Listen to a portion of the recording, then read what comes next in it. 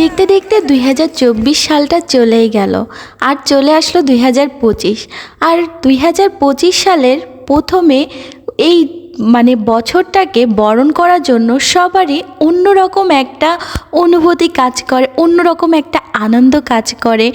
প্রত্যেকটা অফিসে বা বাসা রাস্তায় বেলুন থাকে, অনেক সুন্দর করে সাজানো থাকে। তো আমাদেরও এমনই প্রোগ্রাম ছিল আমাদের অফিসে।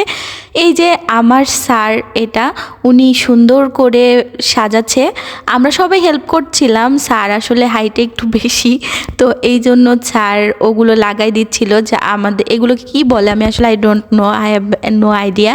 তো এই যে বেলুনগুলো আমরা সবাই মিলে এত এত বেলুন ফুলিয়েছি, এখন এই বেলুনগুলো সাজাই দেওয়া হবে।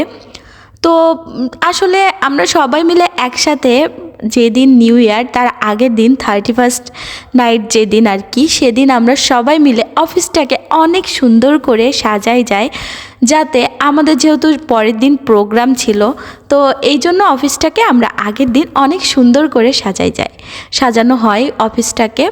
দেন এই তো চলে আসলো নেক্সট দিন আমাদের অফিসের কেকটা কিন্তু আসলে অনেক বেশি সুন্দর হয়েছে। আপু কেকটা নিয়ে আসার পরে আমাদেরকে দেখাচ্ছিল, তো দেখার পরে আমি একটা ভিডিও ক্লিপ নিয়ে নিলাম। আর কেকটা অনেক বেশি মজার ছিল।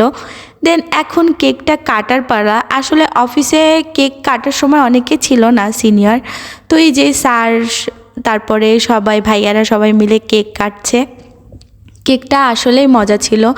আর নিউ ইয়ার উপলক্ষে কিন্তু খাওয়া দাওয়াও ছিল। আমরা অনেক বেশি ফান করেছি, অনেক বেশি মজা করেছি।